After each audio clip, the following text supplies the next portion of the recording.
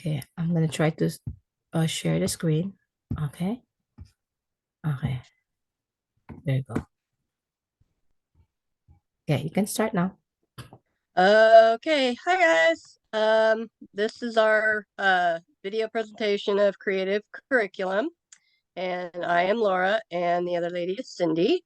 Hi, good evening.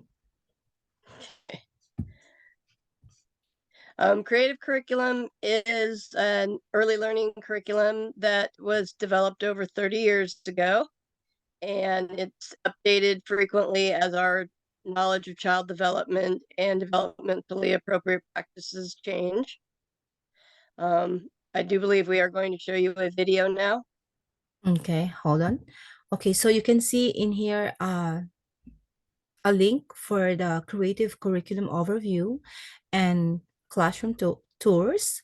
I'm gonna try to share our screen. Okay, just bear with us for a second. Okay, let me try to open it.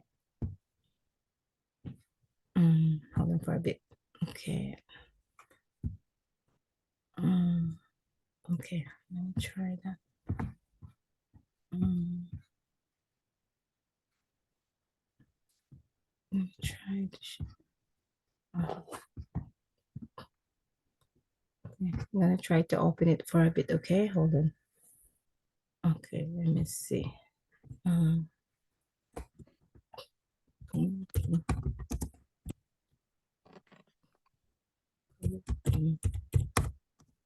Let me know if you can see it. Okay, let me see. Not yet. Not yet, right? Okay, hold on, let me try. Okay.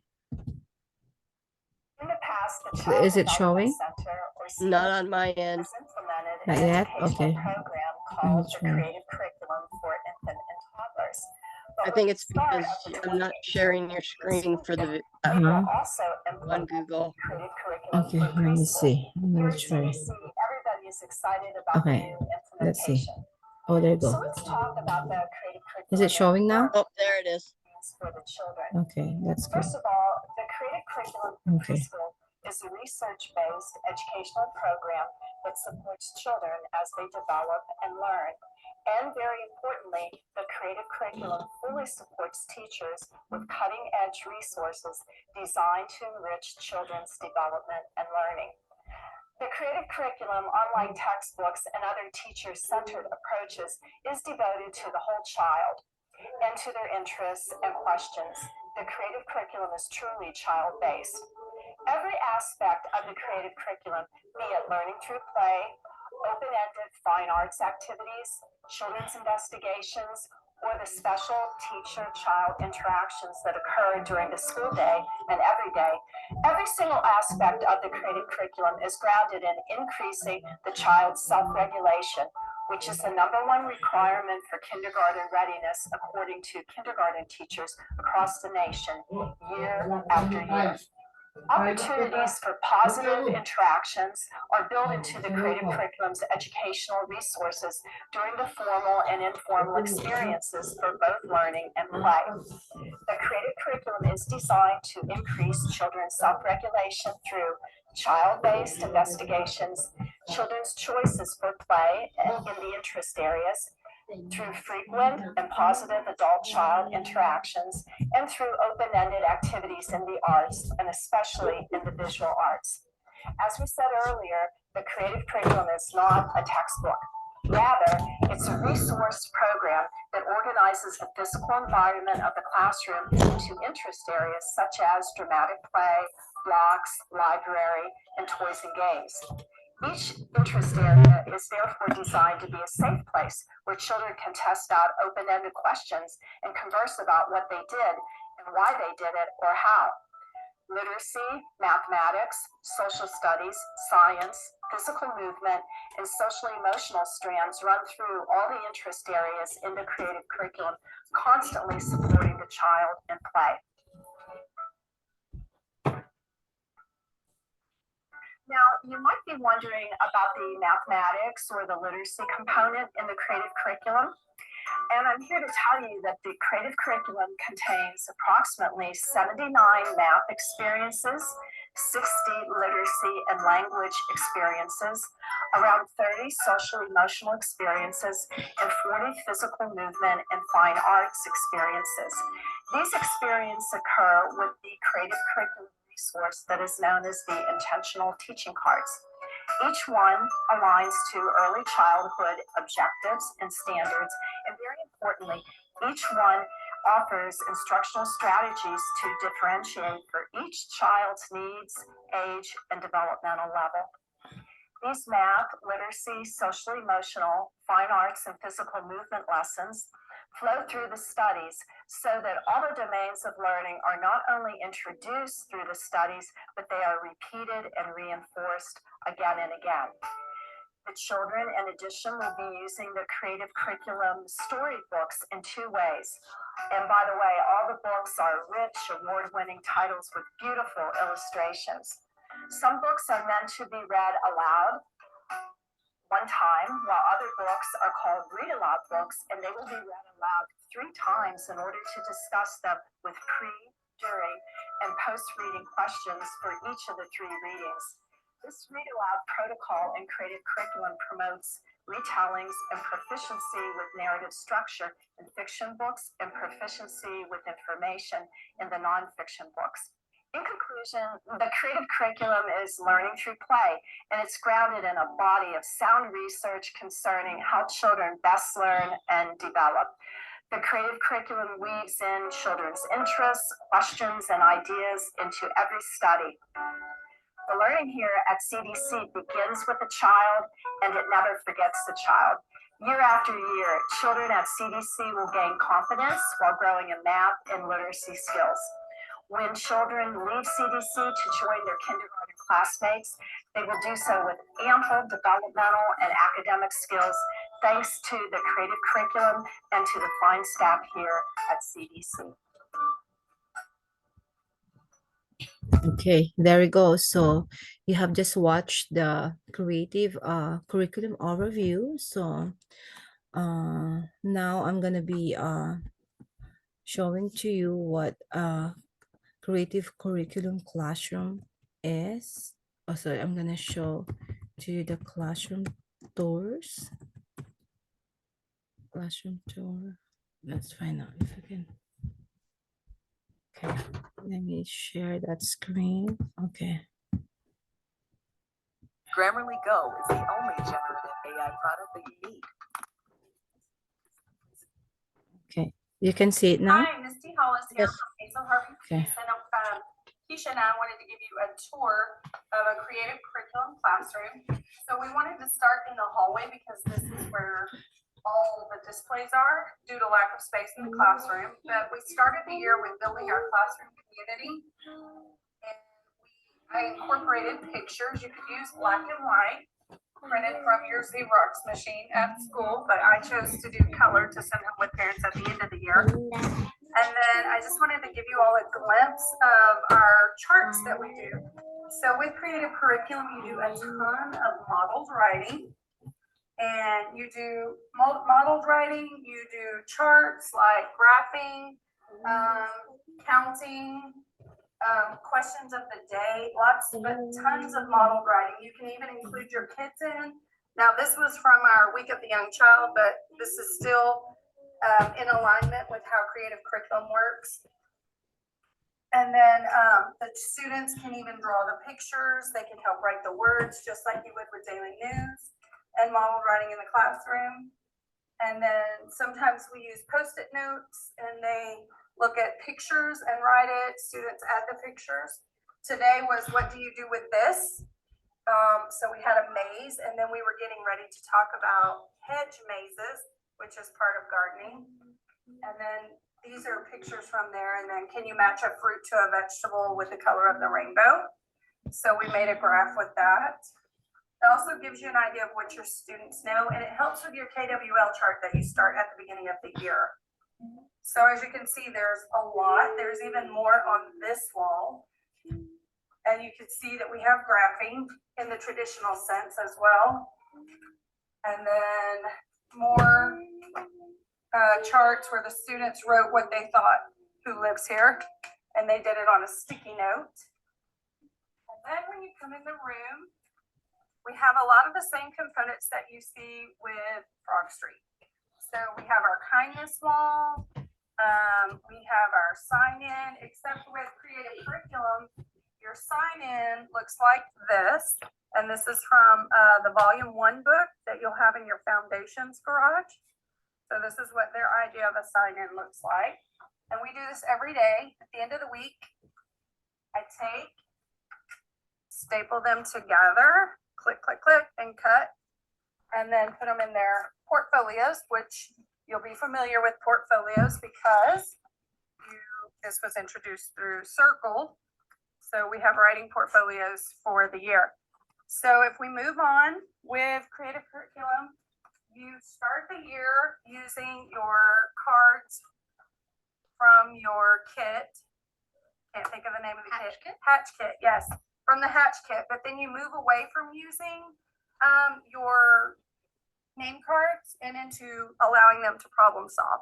I will tell you, it's not as scary as you think it is because your kids already feel comfortable with a certain amount of students in the center or the interest area, and they don't traditionally part from it too much. But I will tell you, their vocabulary increases when they have all their favorite people in the interest area with them. So one thing you'll notice with creative curriculum is that there is 2 components within the dramatic play area. So you have the house, and you want to add touches of home. So plants, now we actually have some herbs in here because we are doing gardening right now, but we do keep our ivy here year round. And then we have dish soap with paint in it to make it look blue like dawn. We have dish towels and spray bottles that we actually allow them to put water in, and we actually allow them to put water in the sink to wash the dishes with real soap. Phones, phone books, and magazines are all part of it, and photographs of the students just like they would have at home. And then we also have another component to the dramatic play. So thinking about the themes that you've done throughout the year with Frog Street, you still have a way to incorporate pieces of that. So we're doing gardening. So I allowed my students to choose between pieces I already had from themes. So an entomology lab or a flower garden or garden shop, and they chose this. So this has been out.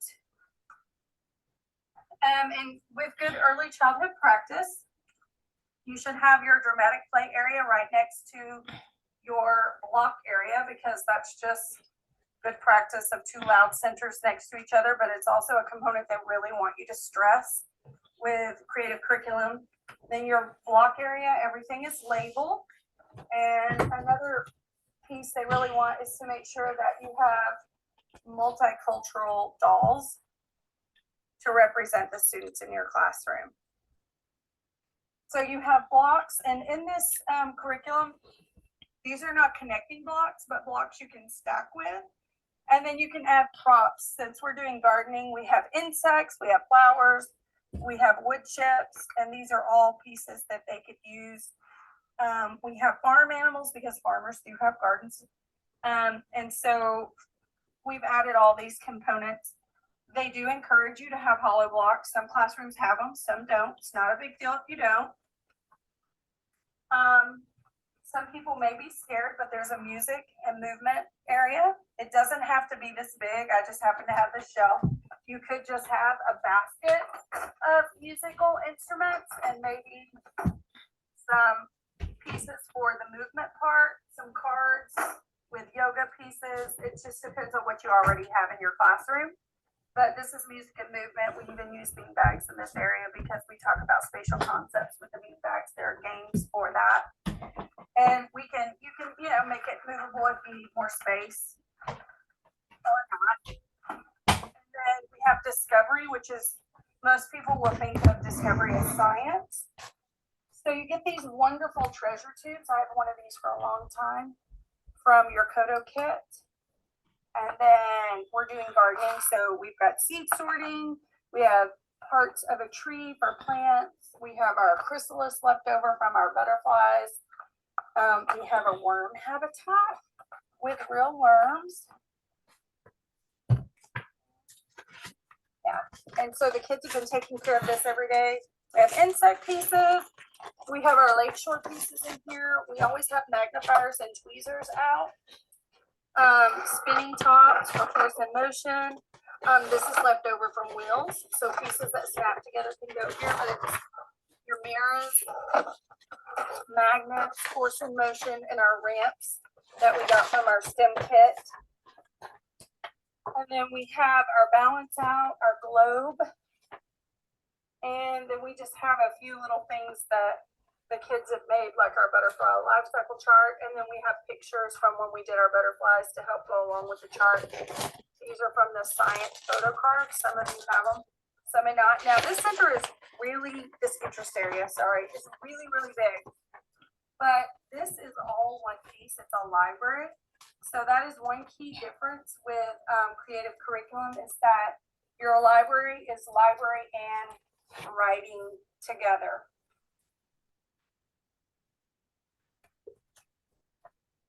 This is where they're going to suggest that you put all your student journals, and they can move those journals from one location to another to write about the different interest areas they're in. And mine is close to my letter wall so that they can also move freely to the letter wall. And I've incorporated iPads. So one of my goals is to add QR codes to each book, but you know, that takes time. It's a goal. And then you have your storytelling pieces. So there's a felt board with books, and they do encourage you to include family books throughout the entire year, math books, alphabet books, writing books. These are the barefoot books that come with the curriculum. So you'll have these digitally and in print. And then these are just books that go along with the current theme. We have nursery rhymes that stay out year round, bedtime stories, fairy tales, traditional tales, stories that they can act out. And then, we have some social emotional books as well here and here. We still have our safe place, which is part of good conscious discipline. So we still have our safe place and all those components of it. We still have our letter wall. And these are all words that are bold print in your teacher's edition. And so some of these are from books that we've read, just like you would do with teaching themes, you would include words. And then we have sand and water. And I will tell you, you don't generally have them at the same time. Right now, because it's gardening, we have soil in here, and they are planting pretend seeds, but you can put real seeds as well. And then these are the gardening tools that come in your Kodo kit. They are very well made. You will be very happy with the materials that come in the Kodo kit. The fun thing that we have is a cooking center. So I love our cooking interest area. The three main small appliances that we've realized that are good to bring from home whenever you need them: blender, toaster oven, and a hot plate or electric skillet. Those are the three pieces you'll use. The district did provide us with these. So we have liquid and dry measuring pieces that were given to us by the early learning department. And I just store them here on the cart with the recipe cards for whenever we need them. And it's great for pre-reading skills for your students. And then these are some of the Kodo kit pieces that we for. You can use these really anywhere. The Kodo kit is amazing because you do get to move the pieces from one interest area to another. So they're used in multiple ways. Everything is open-ended that they've given you in the Kodo kit. And then we have three more interest areas. Toys and games, which is probably going to be the hardest to wrap your head around because it's a combination of like math, literacy, like ABC. It's going to be self-help, collectibles, Legos. They really do like a lot of collectibles since we're doing gardening and birds are in a garden. We have these eggs that we had from observing spring or nature in spring with our theme from Farm Street. So we just have these little collectibles like wool balls, buttons, eggs that they use, and then the rest is just stuff we've kind of put together. The numbers kit that we got from early learning and just magnetic things you would have with the rest of your unit. Self-help puzzles, lots of multicultural puzzles to represent your students. So families of different ethnicities, including all, yes, self-correcting toys like the buttoning, zipping, locking, and then just things to help them with their fine motor, like your Mr. Potato, board games. So this is our version of Jenga right now. And then puzzles and art. Love, love, love art because it's all about process, not the product. So the students create their own pieces. I'm not making anything for them to model from, and it's all about whatever they create. So some of my students are still making paletas from Week of the Young Child. And then somebody will describe this to me tomorrow and tell me what they made, but they're happy with it. And that's all that matters. It's theirs and it's a reflection of who they are. And so we have lots of little things everywhere. This is our recyclable bin. So like when we were doing the box unit, we had tons of boxes over here and things to use to work with boxes. These are from the Kodo kit. These are what you use. They're child friendly. They don't cut. So don't be scared when you see these. Opening boxes, cutting boxes, connecting boxes with screws. These are made for cardboard. They're fantastic and they work both ways. Yeah. These are great. And then just tons and tons of things for them to use in multiple ways. And if you ever went to Keisha's training on STEAM, including art in the process, you'll remember her having a cart like this and with multiple things for them to create with. And there's only one center or interest area that we didn't come across yet, and that's technology. So in your classroom, you may have the computers with the keyboard and the mouse.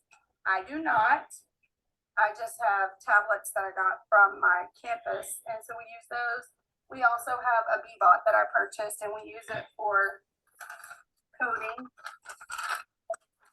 Code on here, little tools to help them code, but not every classroom has that.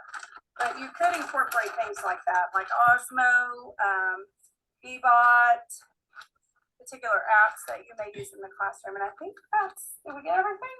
Yep, you did a great job. All right, so I hope you enjoyed the tour and that don't be afraid. This curriculum is really great. It's project-based, the kids love it. I love it. I go home earlier, and it's been a great year using it. I hope you enjoyed it as well. Okay.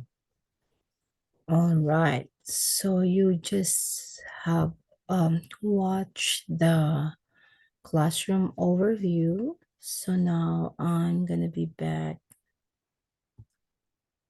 Okay, let me back. Okay. Screen share. I'm gonna share and continue with our presentation. So let me see. Let's go back. Right. Okay. So you can continue with the history, Laura. Okay. And that was a really interesting video. I hadn't watched it all the way through before. Creative curriculum has its roots from many educational ideas, such as Maslow's hierarchy of needs, Paget's cognitive development, Vygotsky's social interaction and zone of proximal development, Simlansky's play-based learning.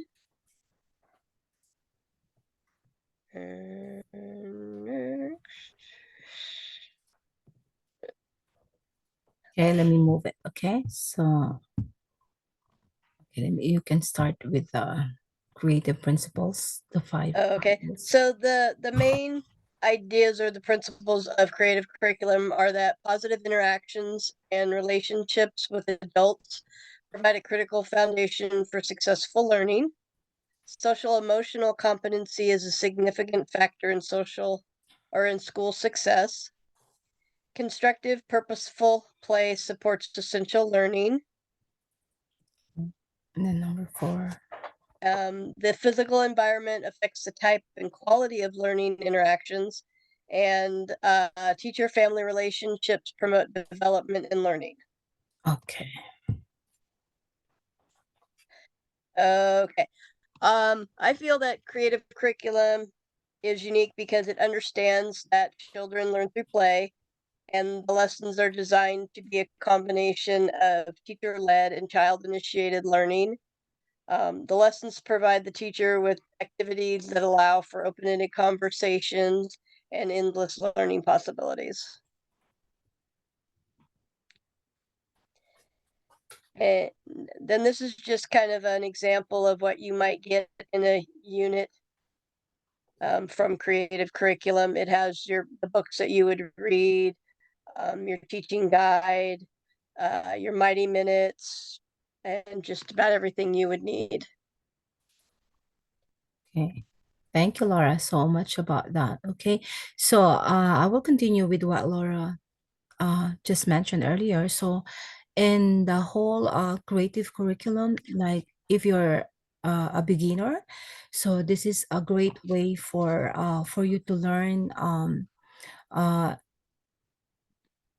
in teaching. So basically, you will do some professional development training, by doing those watching those videos about the creative curriculum foundations, the teaching guides, and then those resources that you will use, the books and the mighty minutes that are very useful for transitioning children, especially when they are using the restroom, when you go outside, when you move from one schedule to another. So you just have to get this mighty minute thing, and it's really a great way to transition kids.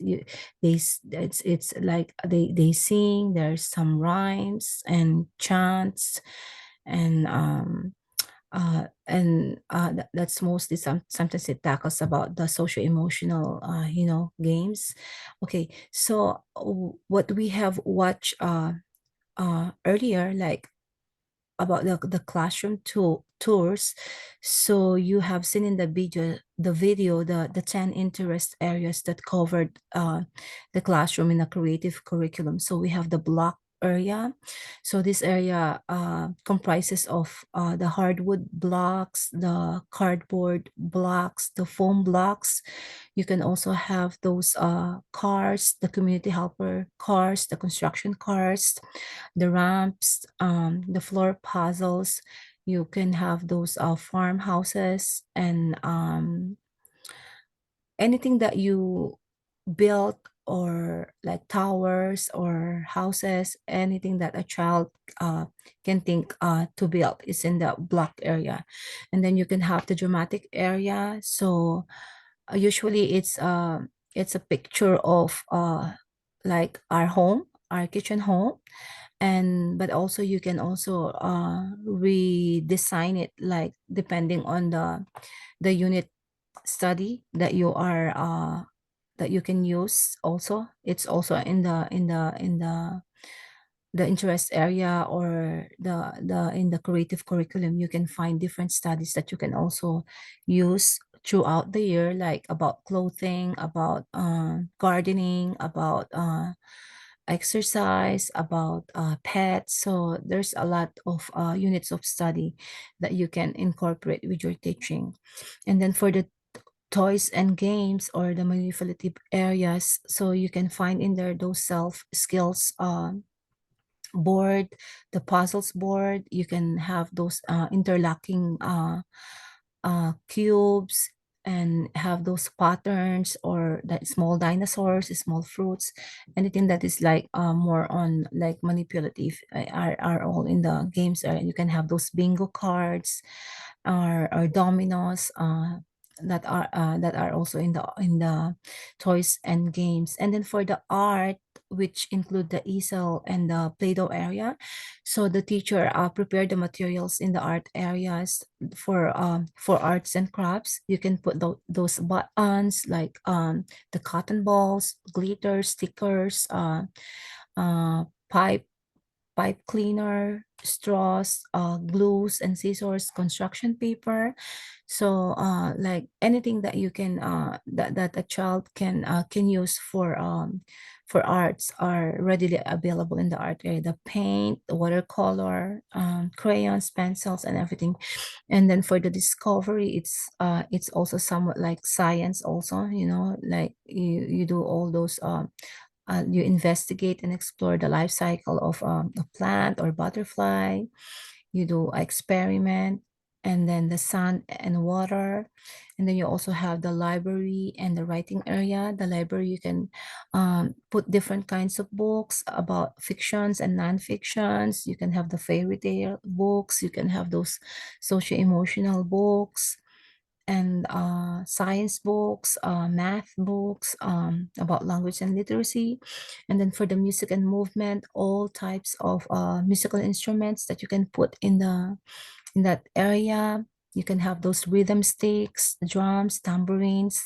You can also have those bean bags and scarves. And then for the science and technology, you can put some like educational tablets or maybe the bbots, and you can put also computers and the cooking area, like you can uh, place all your like recipes in there, maybe some dinnerwares, measuring cups, so they're gonna be visual for the kids.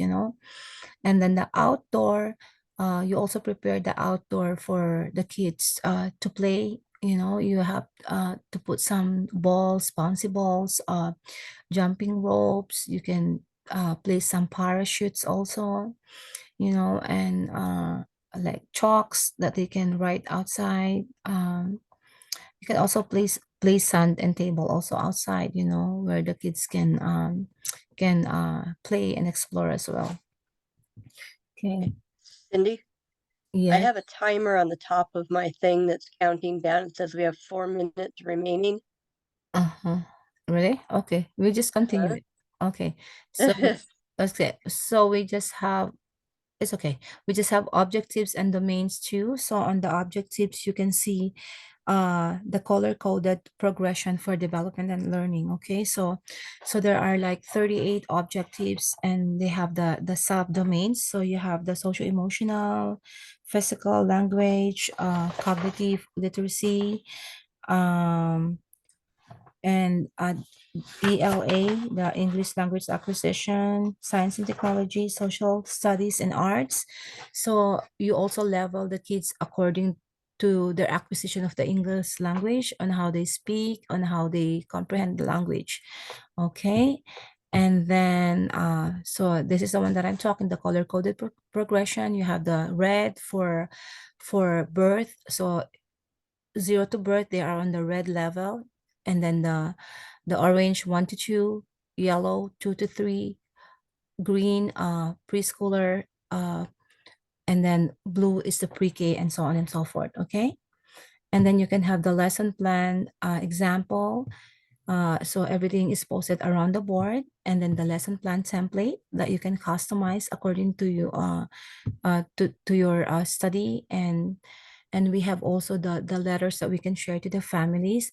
Families can be invited and can participate in the classroom. They can volunteer, and they can also celebrate in the end of celebration. You can also provide some activities for parents that they can help their students as well.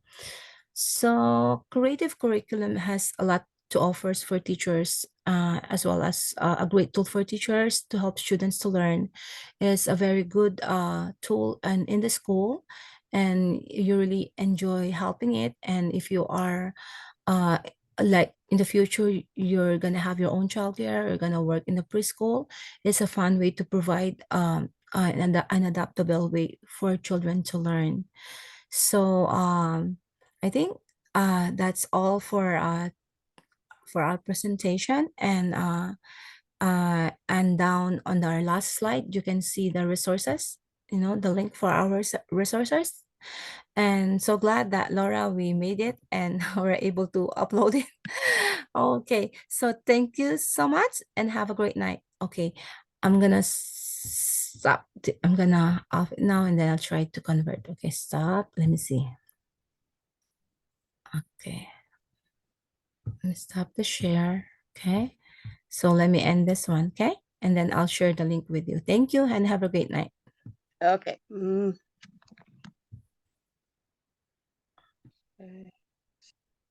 Just X out. Okay.